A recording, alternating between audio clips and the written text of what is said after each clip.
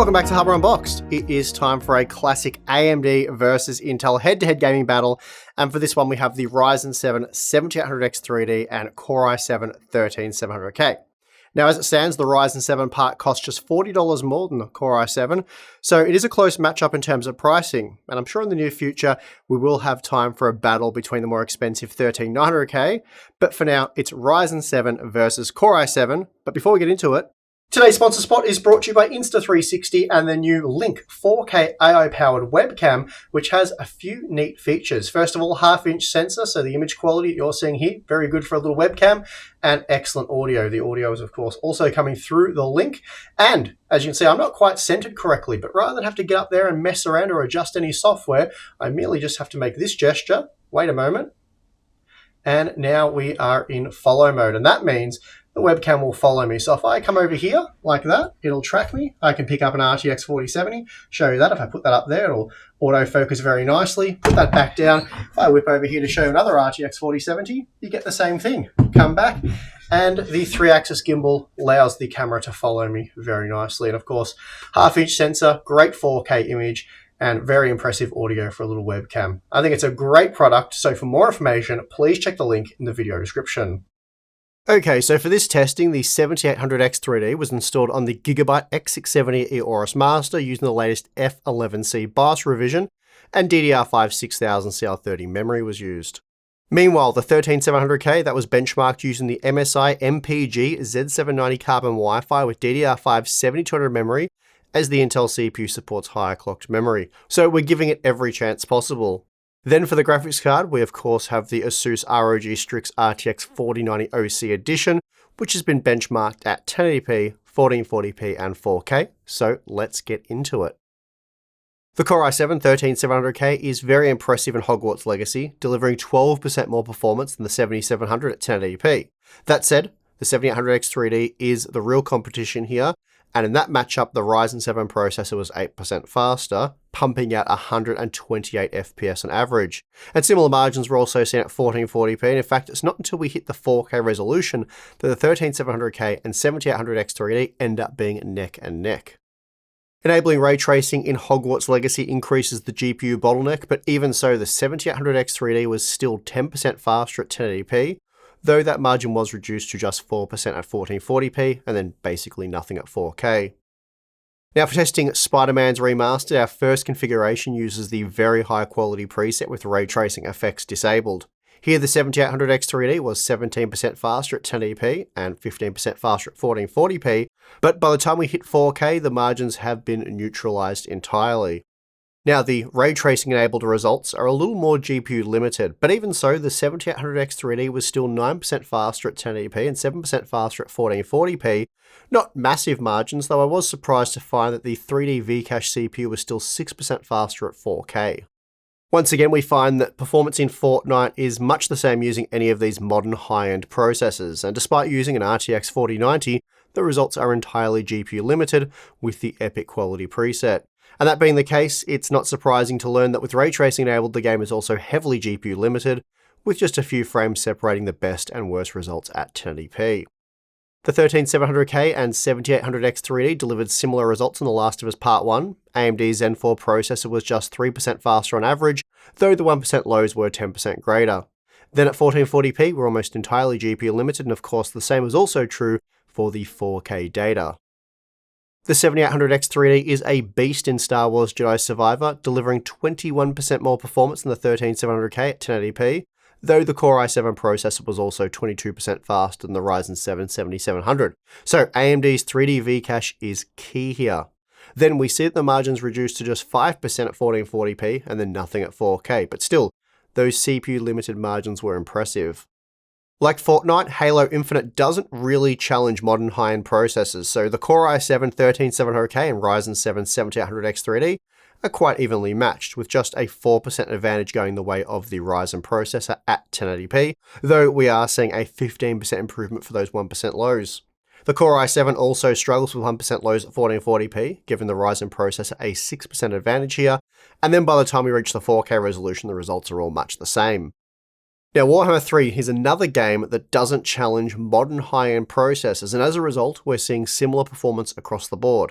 Even at 1080p, the 13700K and 7800X 3D are neck and neck with no more than a few frames separating them. F122 can become more CPU limited at 1080p, even with modern processors such as the 5800X 3D and 7700. The 13700K does do a little bit better, but even so, the 7800X 3D was still 9% faster. That said, once we jump up to 1440p, the results are heavily GPU limited, and of course, the same is also true for the 4K data.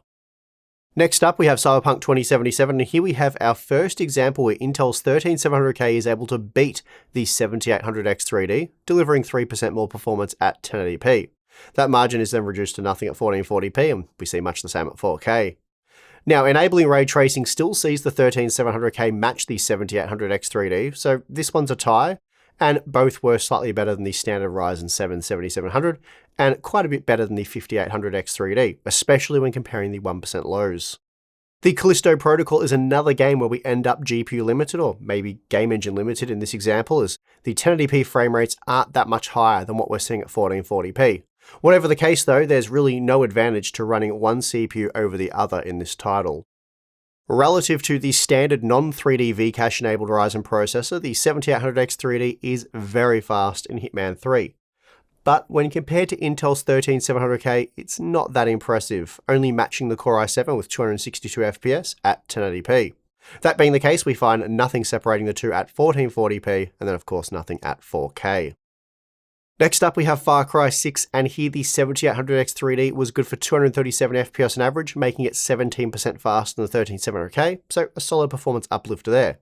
It was also 10% faster at 1440p and then just 2% faster at 4K, where the results are now heavily GPU limited.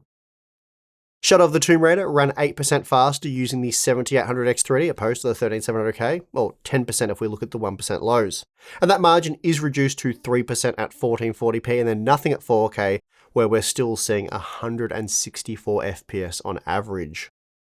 Now we see that the 7800X 3D can play Rainbow Six Siege with an RTX 4090 at up to 649 FPS on average, making it 26% faster than the 13700K, though when comparing the 1% lows, that margin does come down to 19%.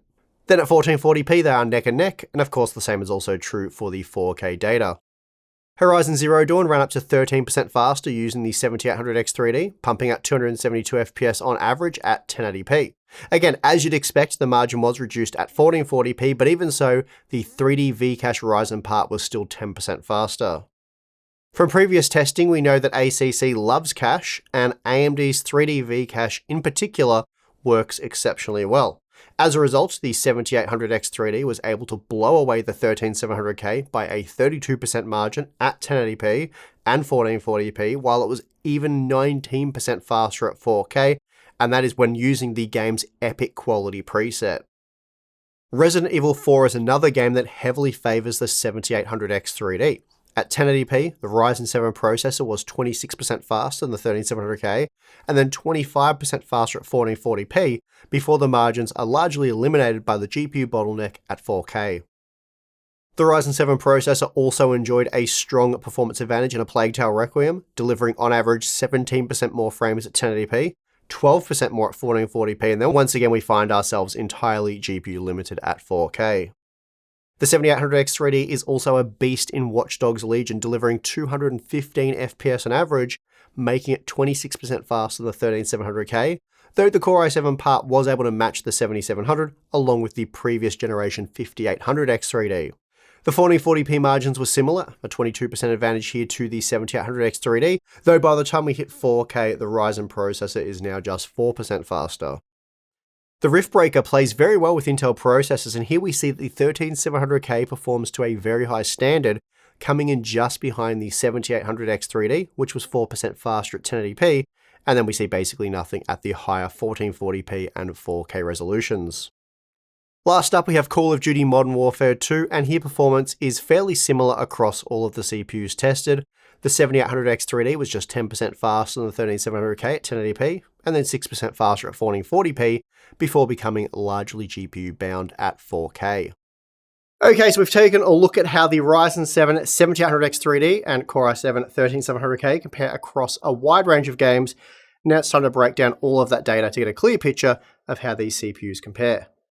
Starting with the 1080p data, we see on average that the 7800X3D is 11% faster than the Core i7-13700K, which is quite a bit more than the 6% margin seen in our day one review. That said, we are testing with a lot more games, and we've seen some performance changes due to BIOS updates, display driver updates, and even game updates. Of the 25 tests we ran, we saw margins of less than 5% in 10 of them, but we also saw margins favoring the 7800X3D by more than 20% in 5 titles. So generally speaking, the 7800X3D will deliver greater gaming performance than the 13700K, but depending on the game, the difference could be quite small. There was also just one example where the 7800X3D was slower, losing by a mere 3% margin in Cyberpunk 2077. As you'd expect, the margin is even smaller at 1440p, but even so, the 7800X3D was 8% faster on average. Not a massive margin, but we did again see some margins exceed 20% when testing games such as Watch Dogs Legion, Resident Evil 4, and ACC. Still, there are now 15 examples where the margin was 5% or less, which is basically a tie in my opinion. Then at 4K, we see just a single significant margin in the very CPU-limited ACC. Here, the 7800X3D was 19% faster. Beyond that though, it's all single-digit margins and the vast majority are less than 5%. So the 7800X3D is clearly the fastest gaming CPU overall, but for the most part there's not a lot in it. So another deciding factor for you to consider might be power consumption. Here we see that despite being faster in almost all of the games tested, Cyberpunk 2077 was the only actual exception, the 7800X3D generally uses a lot less power. In fact, the Core i7-13700K consumed on average 100 watts more power and up to 196 watts more in the most extreme example, seen in The Last of Us Part 1. We also saw an increase of 158 watts in Cyberpunk 2077 for what was basically identical performance. So if you care about power, whether it be your power bill, operating volume, CPU temperatures, or even room temperatures, the 7800X3D is the superior choice when it comes to power efficiency. So there you have it. That's how the Ryzen 7 7800X3D and Core i7-13700K compare head-to-head in terms of gaming performance and of course power consumption. The 7800X3D is clearly the faster of the two, so if you're after the best possible gaming performance for around $400, the Ryzen 7 processor gets the nod, but is it the best value?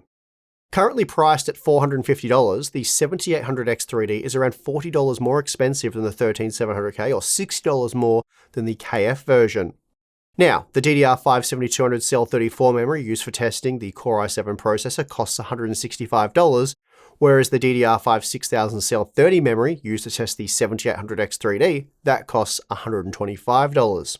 Then there's the motherboards, and both CPUs have loads of options here, but it is fair to say that decent boards worth using for either processor start at around $150.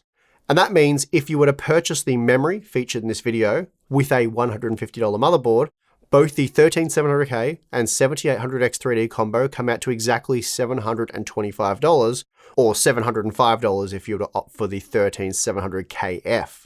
And that's a mere 3% saving that's really not worth giving up iGPU support for features such as QuickSync. But what all this means is, in terms of pricing, they're pretty much the same, or at the very least, extremely similar depending on the memory configuration. That being the case, I'm finding it really difficult to find reasons to recommend the Core i7.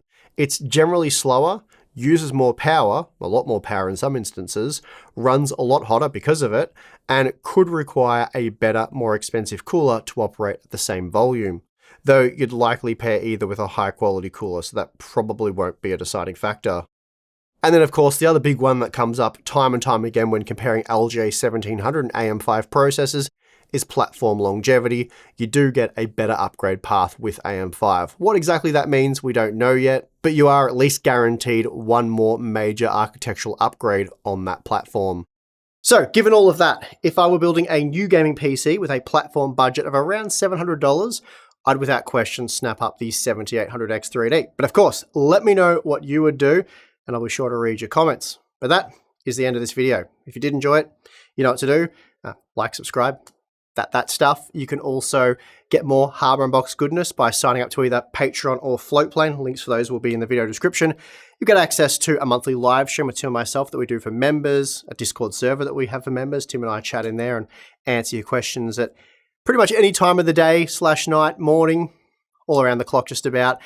And what else do we have? Behind the scenes content, I mentioned that, Q&A stuff. There's a lot of cool stuff there. Basically, if you're interested, check it out. But if not, that's perfectly fine. And I would like to thank you for watching this video. I'm your host, Steve. See you again next time.